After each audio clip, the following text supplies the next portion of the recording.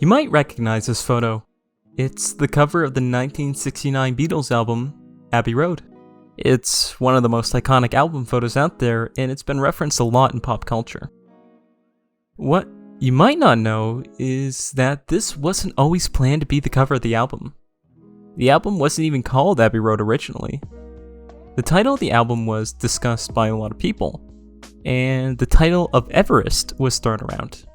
This name wasn't a reference to Mount Everest, but a pack of cigarettes Jeff Emmerich, a sound engineer who worked with the Beatles on multiple albums, used to smoke. For the cover of Everest, it would have had the four Beatles posed at the foot of Mount Everest. This obviously never happened because, well, it was kind of a pain to go all the way out to Everest for a photo. Then, while in Abbey Road Studios, the idea came to just call the album Abbey Road. And there's a street crossing outside that could be used to take a cool photo, so, that's what happened.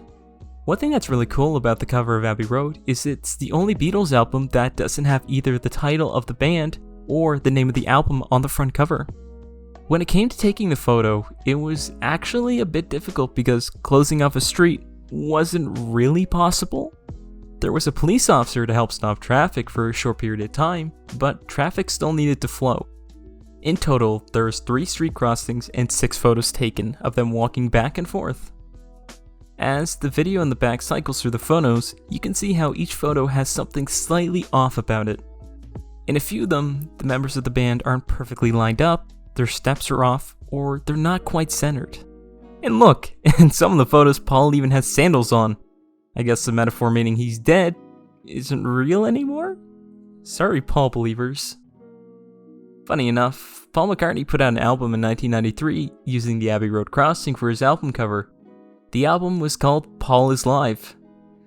So, is Paul alive? Abbey Road was released officially before Let It Be, but Let It Be was fully recorded and finished before Abbey Road.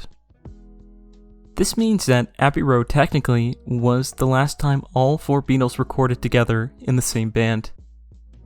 Knowing this, it makes the cover of Abbey Road really special.